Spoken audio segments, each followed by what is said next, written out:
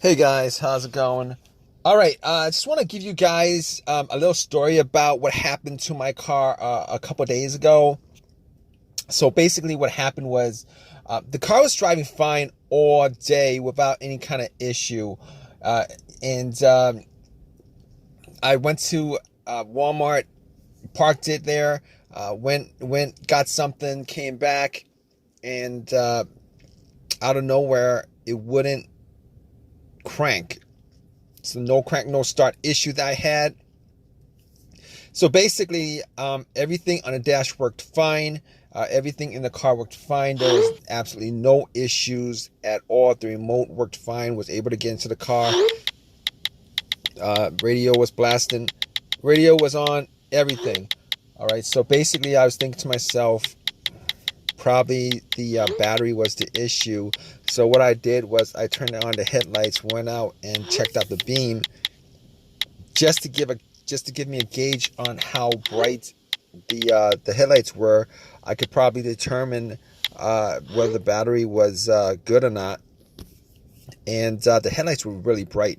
So right off the bat, I was thinking if they were that bright, I should at least get like a really slow crank if the battery was kind of low. Regardless, I had to check out where the battery was. I went and checked out where the battery was just to make sure that all the terminals were clean and they were tight. And I noticed that the terminals were a little bit corroded. There was some white bluish stuff on there. So what I did was I took out a bottle of Coke, poured it on the terminals, and was trying to clean it with some paper towels, and was able to clean it pretty good. Now, the terminals weren't super tight. I was able to wiggle it out, but they were snug in there, so I knew that it probably wasn't the terminal being loose that was causing the issue. And then after I cleaned it up, popped it back on, and tried to start the car, it did the same thing. It wouldn't crank, it wouldn't start, but everything else seemed to be working all right. So at that point, I was thinking to myself, all right, maybe it could be a weak ground wire. If you guys don't know what where the ground wire is, the main ground wire is pretty much the negative terminal, and most of the time it connects to the frame of your car.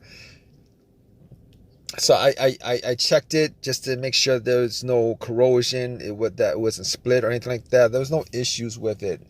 So what I did after that was I had a battery pack that I bought a couple of months ago, because I had the same situation where I swapped out the battery. I was hoping that it was the battery, even though I swapped it out, considering I could actually just swap it out, at Walmart. So I actually put the battery pack on there. It was at 100%. Tried to start it, and still wouldn't start. So at that point, I knew it was probably not the battery. And even though, I didn't think it was the alternator, I could probably just at that point rule out the alternator, because if it was the alternator, the car would have at least cranked or slow cranked, or I would have been able to start it.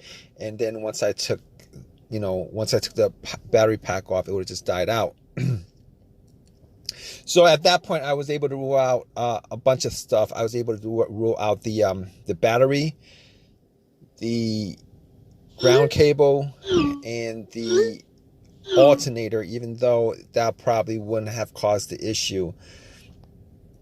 So after going through that, I was thinking to myself, could it be something, could it be the car's computer ECU? Because I did see a check engine light on my dash, and that check engine light was there. It's been there for a while, and I believe it was for a O2 sensor issue. Now, I did have an OBD2 that I bought from Walmart, and it was a $19 OBD2, one of the cheap ones, and I pretty much hooked it on to my OBD port, and trying to make sure that I was actually getting a connection between the car's computer and the car itself. It did scan all the way through. Now, I'm pretty sure that that the OBD2 wouldn't actually pick up anything that would cause a no crank, no start situation for the most part, except if if if the car's ECU, the car's computer was, you know, for some reason separated from the car, for what reason couldn't communicate with the car. But anyway, regardless, I actually plugged it in. It scanned all the way through. Only code that popped up was the aux02 sensor code, and at that point, I was pretty sure that it wasn't anything to do with the car's computer, any codes that would cause it, and I actually had to move on I had to move on to some other troubleshooting outside of that, because that wasn't causing the issue. So basically, I got to a couple of things, which were the fuses and the relays, which were highly capable of causing a situation like this. And got to the fuses, checked out all the fuses, just to make sure that none of them were blown. And I was actually looking at them. Now, I didn't have a fuse tester on me. I didn't think it was the fuses. Now, the two situations that I've had where fuse would cause a situation like that, one of those situations was a Honda that I had where the main fuse blew, and I was getting no power throughout the whole entire car. The main fuse was the fuse that connected the battery to the fuse box itself. And that was the previous situation that I have, and I'm pretty sure that wasn't the same situation that I had, so I could rule that out, because I was getting power to everything except it wouldn't start. Now, the other situation I had pertaining to a fuse that caused a no start situation was actually a crank no start situation, and I think one of the fuses actually blew. Then that fuse was connected to the ECU or the fuel pump. And I remember once I changed out that fuse, the car would crank, but it wouldn't stop. Once I changed out that fuse, it was able to start up. So I could rule out those two situations as being, related to a fuse issue that would cause this situation that I had. So, so basically, I could rule those things, the fuses out, and the fuses were pretty clean. I didn't smell any kind of burnt smell, and didn't see any kind of brownish, anything brownish, and a brownish appearance on top. So at that point, I was able to kind of rule out the fuses, not at 100%, but I was able to rule out the fuses for the most part. So basically, at that point, I had a situation where I was maybe, it could have been the relays or the starter. That's what the two situations that came up.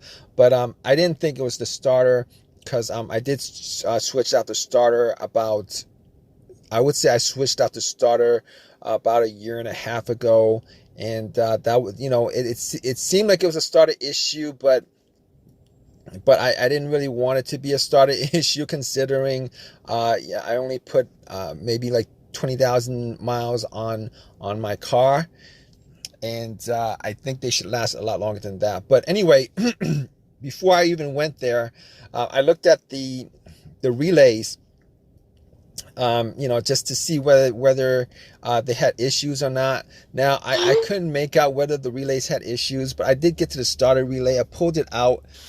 It looked like it was a bit dirty or whatever, but I had some rubbing alcohol, put it on some paper towel, and wiped the connectors, put it back in, try to start it. It really didn't do anything. Didn't change up the situation. So I was thinking it was a weird situation, because it would click every time I would I would try to start the car. It would click, but it wouldn't crank. It wouldn't crank at all. Normally when it clicks, it normally means that the relay is working, because that's what the relays do when there's electricity going through, that it clicks to connect the connection, to whatever it's relaying the electricity to. But regardless of that, I actually had another relay that I was able to swap out with that, and I actually was looking for another relay with the same, with this a similar relay in the box, and I was actually able to find one. And what I did was I took the that relay out, and I swapped it with that with the other relay, and I went back and tried to start it, and guess what? Bam! It started up. It worked without a problem. And at that point, I knew that it was the relay that was the problem. All right. So it was a pretty easy fix. I drove to AutoZone, which was within that whole shopping center. Swapped out the relay, and that was like 3 days ago. Haven't had a situation since. I've been driving the car, turning it on, off, for 3 days. Haven't had that situation at all.